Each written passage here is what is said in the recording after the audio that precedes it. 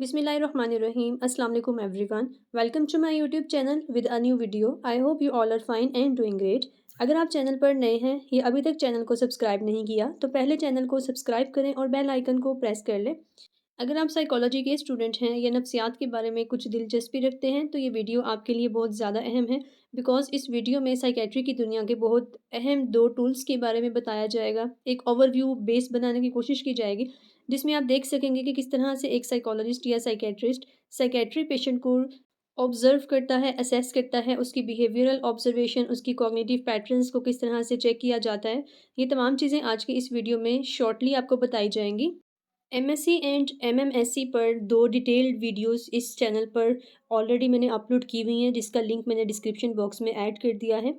आप वहां पर उन वीडियोस को इन डिटेल इन डेप्थ देख सकते हैं जिनमें दोनों एग्जामिनेशन टूल्स की एक डिटेल एक्सप्लेनेशन मौजूद है। एमएमएससी को किस तरह से अप्लाई किया जाता है, उसकी आइटम्स कितनी होती हैं, एमएससी जो है उसके बारे में एक मुकम्मल डिटेल के साथ वीडियो जो है मैंने इस डिस्क्रिप्शन बॉक्स में ऐड कर दिया, उसका लिंक आप वहाँ पर जाकर देख सकते हैं। Well, let's move towards the topic mental status examination and mini mental state examination के ओवरव्यू पर ये वीडियो बनाई जा रही है।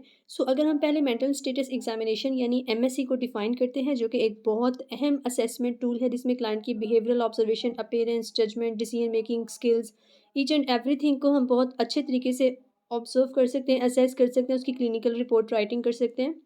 If we define mental status examination, then MSC is a structured assessment of the patient's behavioral and cognitive functioning।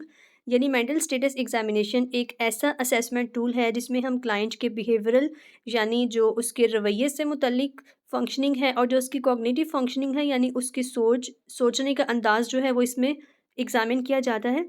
It includes descriptions of the patients appearance and general behaviour, level of consciousness and attentiveness, motor and speech activity, mood and affect, thought and perception, attitude and insight, higher cognitive abilities. यानी ये जो तमाम चीज़ें यहाँ पर mention है इसे हम एमएससी में बड़े अच्छे तरीके से किसी भी क्लाइंट की या नॉर्मल पर्सन को एग्जामिन कर सकते हैं, असेस कर सकते हैं। इसमें इस टूल में कुछ ऐसे क्वेश्चंस होते हैं जो क्लाइंट की कॉग्निटिव एबिलिटीज़ को चेक करने के लिए, उसकी अपीयरेंस एंड बिहेवियर को असेस करने के लिए, उसकी जजमेंट एंड डिसीजन मेकिंग को या उसकी इंसाइट अबाउट द प्रॉब्लम कि कोई भी मरीज़ जो किसी भी साइकेट्रिस्ट या साइकोलॉजिस्ट को विजिट कर रहा है उसको अपने प्रॉब्लम के बारे में, अपने डिसऑर्डर के बारे में कोई इंसाइट वगैरह है कि नहीं। इन तमाम चीज़ों को एमएससी के एक स्ट्रक्चर्ड असेसमेंट टूल में ऑब्जर्व किया जाता है, असेस किया जाता है, यानी एग्जामिन किया जाता है। इस टूल की एक स्पेशलिटी ये है कि जितने भी हमारे पास higher examinations like CSS, PMS या फिर अदर रिलेटेड एग्ज़ाम्स वगैरह होते हैं जिसमें कैंडिडेट्स अपने साइकोलॉजिकल टेस्टिंग के लिए आते हैं, उसमें जो एक इंटरव्यू कंडक्ट किया जाता है वो टोटली एमएससी बेस्ड होता है जिसमें कैंडिडेट्स की perceptions, thought patterns, insight, judgement and decision making को असेस किया जा रहा होता है। One thing to remember here is that कि जब भी हम एमएससी को या एमएमएससी को किसी भी साइकेट्रिक पेशेंट्स के ऊपर अप्लाई कर रहे होते हैं तो वहाँ पर हमें क्लाइंट की जो जनरल हिस्ट्री है और जो हिस्ट्री ऑफ प्रेजेंट इलनेस है उसके बारे में मुकम्मल इल्म होना ज़रूरी है। हिस्ट्री में हमारे पास चीफ प्रेजेंटिंग कंप्लेंट्स आ जाती हैं कि क्लाइंट की अभी जो करंट कंप्लेंट्स हैं वो क्या क्या हैं, कोई पास्ट मेडिकल हिस्ट्री मौजूद है कि नहीं, कोई पास्ट सर्जिकल हिस्ट्री के किसी अरसे में क्लाइंट की कोई सर्जरी हुई हो, कोई ऑपरेट वगैरह हुआ हो। एसयूडीज़ की हिस्ट्री लेनी होती है कि क्लाइंट कोई सब्सटेंस यूज़ डिसऑर्डर का कभी शिकार तो नहीं रहा या कोई भी सब्सटेंस यूज़ तो नहीं कर रहा। फैमिली हिस्ट्री लेनी होती है कि आया कि इस मरीज़ से पहले क्लाइंट की किसी फैमिली मेंबर को कोई इस तरह का प्रॉब्लम हुआ है, कोई साइकेट्रिक प्रॉब्लम कभी रहा है कि नहीं। और हिस्ट्री ऑफ प्रेजेंट इलनेस में एपेटाइट एंड स्लीप है, सुसाइडल आइडिएशंस हैं, साइकोटिक फीचर्स हैं या फिर अभी करंटली क्लाइंट जिन भी सिम्टम्स से सफ़र कर रहा है उसके उसके स्ट्रेसर्स आइडेंटिफिकेशन को हम हिस्ट्री ऑफ प्रेजेंट इलनेस में देख सकते हैं।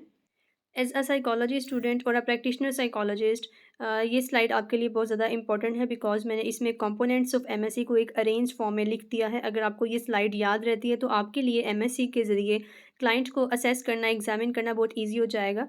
बिकॉज एमएससी जो है वो एक क्वालिटेटिव इंटरप्रिटेशन होती है इसकी, इसमें जो साइकोलॉजिस्ट की अपनी ऑब्जर्वेशन और असेसमेंट होती है उसी की बेस पे रिपोर्ट बननी होती है।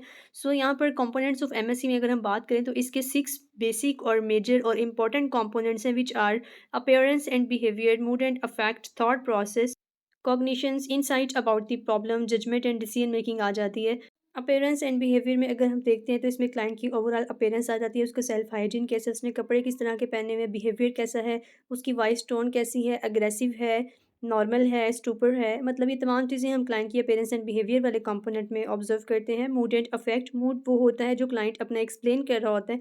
अफेक्ट वो होता है जो एक थेरेपिस्ट या साइकोलॉजिस्ट ऑब्जर्व करता है। सो यहाँ पे हम क्लाइंट के मूड एंड अफेक्ट को भी देखते हैं।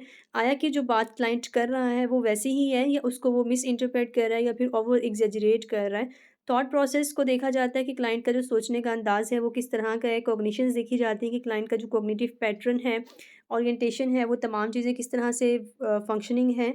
इनसाइट अबाउट द प्रॉब्लम को देखा जाता है कि क्लाइंट अपने प्रॉब्लम के बारे में अवेयर है, नो इनसाइट है, पार्शियल इनसाइट है या फुली इनसाइट है क्लाइंट के अंदर मौजूद।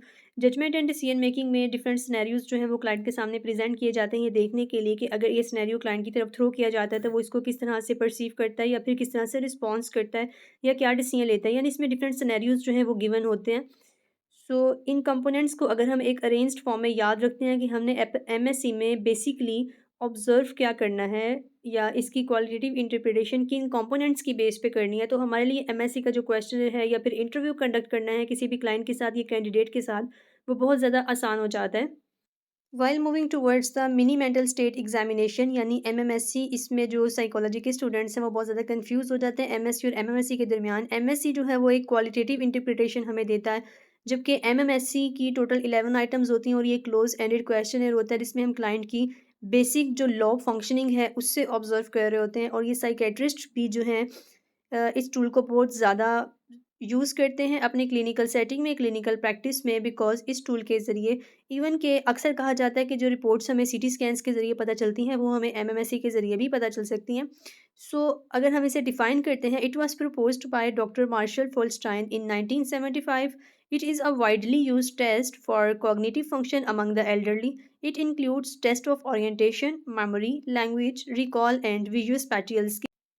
जो हमारे पास एल्डर पीपल हैं उनकी कॉग्निटिव फंक्शनिंग को बेहतर तरीके से असेस करने के लिए इस टूल को इस्तेमाल किया जाता है, जिसमें हम क्लाइंट की ओरिएंटेशन को चेक कर रहे होते हैं कि जनाब जो क्लाइंट है वो वेल ओरिएंटेड है, उसको दिन तारीख नाम जगह का पता है कि नहीं। मेमोरी को चेक करते हैं जिसमें हमारे पास short term long term memory memory आ जाती है। रिकॉल को देखते हैं कि क्लाइंट जो है वो अपने पास्ट इवेंट्स को रिकॉल पर कर पा रहा है कि नहीं। लैंग्वेज को देखा जाता है कि क्लाइंट जो है वो उसकी वर्ड्स एसोसिएशन कैसी है, सेंटेंस फॉर्मेशन कैसी है, वो बात को किस तरीके से डिलीवर कर पाता है, उसके जुमले बनाने का तरीका क्या है, लाइक उसमें नाउन, वर्ब्स, एडजेक्टिव्स वगैरह ये तमाम चीज़ें हम क्लाइंट की इसमें रिपोर्ट कर रहे होते हैं, देख रहे होते हैं। और ये ख़ास तौर पर जब हम क्लिनिकल सेटिंग में एमएमएससी की बात करते हैं, जो हमारे पास 40 प्लस एजेड लोग होते हैं, जो बाद में डिमेंशिया या फिर अपनी बढ़ती एज के साथ किसी न किसी मेमोरी प्रॉब्लम में चले जाते हैं, तो जब उनकी रिपोर्ट राइटिंग की जाती है या उन्हें मैनेजमेंट प्लान की तरफ लेके ले जाया जाता है, तो एमएमएससी को सबसे पहले यूज़ किया जाता है ताकि एक रिपोर्ट बनाई जा सके कि कॉग्निटिव इम्पेयरमेंट्स कितनी हद तक मौजूद हैं और कितनी नहीं है। यानी इस टूल के ज़रिए एमएमएससी जो कि एक क्वांटिटेटिव इंटरप्रिटेशन हमें देता है, इसमें हमारे पास स्कोर रेंजेस आती हैं, जिसे अप्लाई करने के बाद, जिसकी स्कोर रेंजेस निकालने के बाद इस चीज़ का आइडिया लगाया जाता है कि जनाब जो क्लाइंट की कॉग्निटिव इम्पेयरमेंट है वो माइल्ड लेवल की है, मॉडरेट लेवल की है या फिर सीवियर लेवल पर है। यानी सेवेरिटी इंडेक्स इसमें मेजर किया जाता है कॉग्निटिव इम्पेयरमेंट्स के बारे में। One another important slide for the components of MMSC, अगर आप इसको एक वेल ऑर्गेनाइज्ड फॉर्म में याद रखते हैं कि जनाब एमएमएससी में कौन कौन सी डोमेन्स को या कंपोनेंट्स को हम देखते हैं, तो इसमें सबसे पहले ओरिएंटेशन आ जाती है कि क्लाइंट वेल ओरिएंटेड है अपनी नेम प्लेस ऑब्जेक्ट के बारे में, दिन के बारे में, तारीख के बारे में। रजिस्ट्रेशन को देखते हैं, लैंग्वेज को देखते हैं, लैंग्वेज में क्लाइंट की सेंटेंस फॉर्मेशन, वर्ड एसोसिएशन वगैरह, recall, short term long term memory वगैरह, अटेंशन एंड कैलकुलेशन के क्लाइंट कितना ज़्यादा अटेंटिव है। या फिर कई ऐसे क्वेश्चंस किए जाते हैं जिसमें हम क्लाइंट की कैलकुलेशंस को देख रहे होते हैं कि रीडिंग एंड राइटिंग और कॉपिंग में कुछ ऐसी आइटम्स होती हैं जिसमें क्लाइंट से कुछ ड्राइंग्स वगैरह ड्रॉ कराई जाती हैं, कुछ शेप्स वगैरह होती हैं। रीडिंग में कुछ ऐसे सेंटेंसेस होते हैं जो क्लाइंट से कहा जाता है कि इसको पढ़ के सुनाएं या फिर बोल के दिखाएं। सो ये तमाम कंपोनेंट्स जो हैं बहुत ज़रूरी हैं जब हम एमएमएससी को कर रहे होते हैं। ये एक क्लोज एंडेड क्वेश्चनर होता है जिसकी हम क्वांटिटेटिव इंटरप्रिटेशन करते हैं। स्कोर रेंजेस निकालने के बाद सेवेरिटी इंडेक्स को मेजर किया जाता है। एमएमएससी जो कि एक क्वांटिटेटिव इंटरप्रिटेशन हमें देता है, इसकी टोटल 11 क्वेश्चंस होते हैं और इसकी जो स्कोर है वो टोटल 30 होती है, यानी कट ऑफ स्कोर इज़ 30 और टोटल आइटम्स हमारे पास 11 हैं। और इस स्केल की एक स्पेशलिटी ये है कि इसमें जितनी भी हमारे पास 11 आइटम्स मेंशन होती हैं उन सब की स्कोरिंग सेम नहीं होती। जैसे 1 1 2 1 1 या फिर 2 2 वगैरह। इसमें किसी आइटम की 5 स्कोर है, किसी आइटम की 3 है, किसी आइटम की 2 है, किसी की 7 है।